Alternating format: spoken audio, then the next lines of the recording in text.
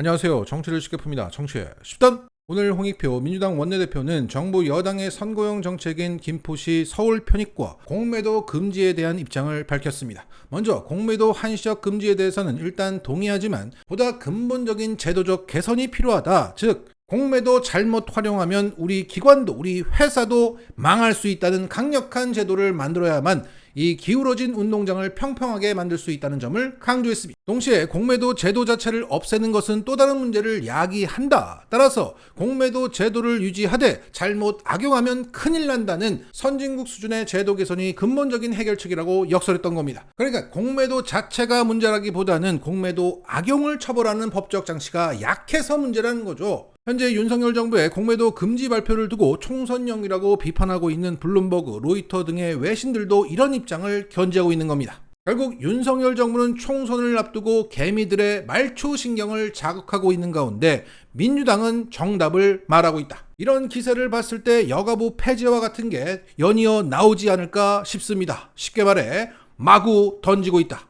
자, 김포시 서울 편입 역시 막 던지는 총선용 포퓰리즘 말초신경 자극 미끼에 불과합니다. 그런데 지난 주말에 이낙연은 민주당이 여기에 왜 낚이지 않고 있냐며 야당이 찬반 입장도 뚜렷한 대안도 내놓지 않는 것은 당당하지 않다고 이재명의 지도부를 정면으로 비판했습니다. 매번 엄중한 사람이 엄중하다고 비판하고 있는 게 정말 코미디입니다. 그리고 양평 김건희 로드라는 부동산 비리에 대해서는 이런 방구하고 있지 않다가 국힘이 띄운 김포 편입에 대해서는 꼭 반응해야 한다는 이중적인 행태를 보이고 있습니다. 여기에 대해서 오늘 홍익표 원내대표는 이재명 대표를 대신해서 이낙연을 응징했습니다. 이낙연 대표의 비판을 어떻게 생각하느냐라는 방송 진행자의 질문에 그렇게 말하는 게 굉장히 어리석은 행태다. 교통 문제와 지방 거점 도시 문제를 해결한 뒤에 서울과 수도권 글로벌 경쟁력을 어떻게 할지 논의하자는 3단계 해법을 저희가 낸 바가 있다. 그러자 진행자가 그렇다면 이낙연 전 대표의 입장은 당 입장을 제대로 숙지하지 못한 데다 나온 오발탄으로 규정하는 것이냐 라고 묻자 그렇다 라고 답하면서 일부 언론이나 야당에서 자꾸 찬반이 없다고 하니까 그렇게 생각을 하셨던 것 같다. 자꾸 이 문제를 OX로 규정해서 국민의힘 프레임에 빠지면 안 된다. 계속 조중동만 보니까 헛소리가 나오는 거다 이 소리죠. 이어서 홍익표 원내대표는 국힘을 겨냥했습니다. 우리 당은 부울경, 충청권, 호남권, 메가시티를 얘기했는데 아이러니한 건 작년 지방선거가 끝나고 부울경 메가시티 방안을 백지화시킨 건 바로 국민의힘이었다. 이제 와서 아무 일도 없었던 듯이 서울 메가시티를 얘기하고 부울경도 하겠다고 이런 적반하장과 후안무치가 어디 있는가? 자, 여기서 홍익표 원내대표의 주장의 근거가 이거죠. 문재인 정부에서 추진되어 왔던 부울경 메가시티 계획은 작년 지방선거에서 당선된 국힘의 김두겸 울산시장과 박완수 경남도지사로 인해서 좌초되었습니다. 실제 규약안에 따르면 해당 지자체 중 한 명만 반대해도 이게 그냥 무산되는 겁니다. 그런데 그 국힘 출신의 울산시장과 경남도지사는 이렇게 말했습니다.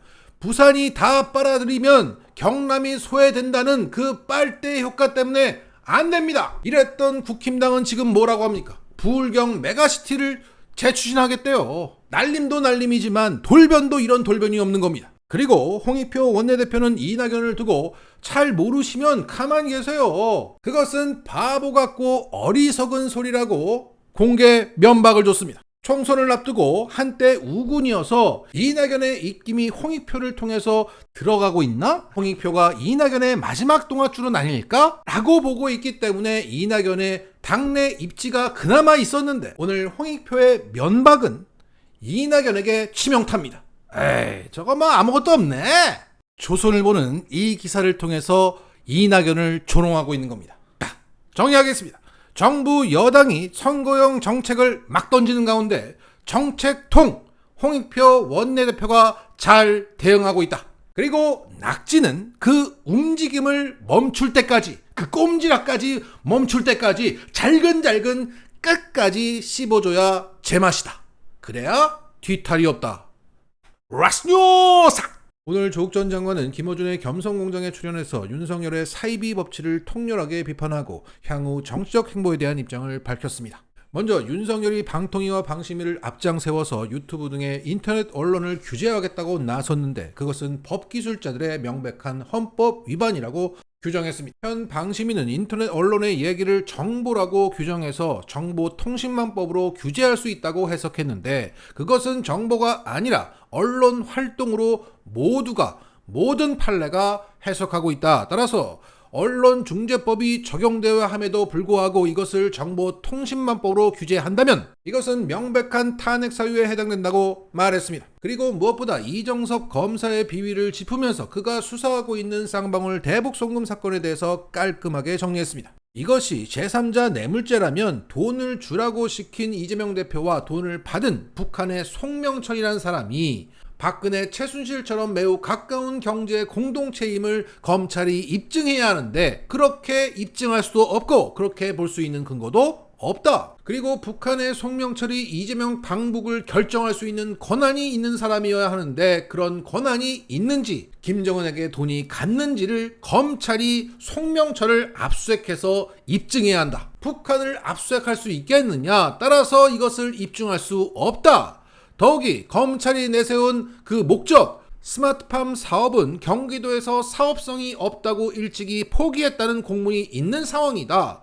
그러니까 검찰은 이재명 대표와 관계도 없고 권한도 없으며 사업적 이득도 안 되는 사람에게 돈을 주라고 시켰다는 것인데, 이것은 제3자 뇌물죄 성립 자체가 안 된다고 깔끔하게 정리했습니다. 자, 오늘 겸성공장에 출연한 그의 말 한마디는 인간적인 측은지심을 자극할 수밖에 없는 가운데, 거기에 법학자로서 논리정연하게 윤석열과 검찰을 정치적으로 단죄를 하니까 그가 새롭게 보였습니다. 그러니까 오늘 방송을 통해서 조국 전 장관은 윤석열에게 도륙당한 피해자에서 윤석열을 단죄하는 심판자로 재등장했다고 생각합니다. 그에겐 아무런 형식적인 직책, 교수, 이런 권위가 남아있지 않지만 머리뿐만 아니라 가슴을 치는 심판자로서의 권위가 생겼다고 보입니다. 오늘처럼 머리로도 이해가 팍팍 되고 가슴을 치게 하고 수려한 외모로 정기적으로 겸성공장에 등장한다면 조국의 재평가는 이루어질 것이라고 생각합니다. 그 가능성을 엿볼 수 있는 오늘의 멘트는 바로 이것이었습니다. 저는 시청자께서 두 가지만 생각해 보시면 될 것 같아. 그 강상면 땅이 김정숙, 김혜경 여사의 것이었다면 도이치모터스의 계좌가 정경심 명의였다면 어떤 일이 지금 진행되고 있을까를 상상해 보면 그거야말로 사형에 처해졌을 거예요. 윤석열 정부의 그 법치가 사입임을 명백히 알 수 있다고 생각합니다.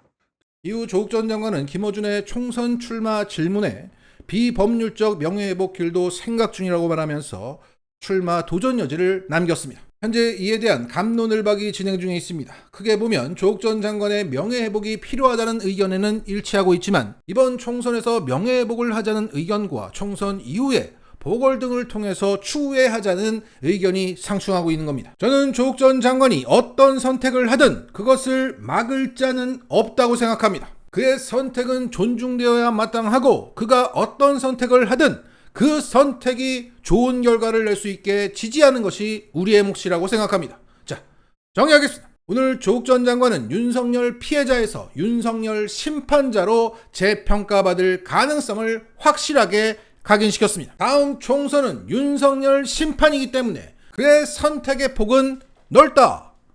마치겠습니다.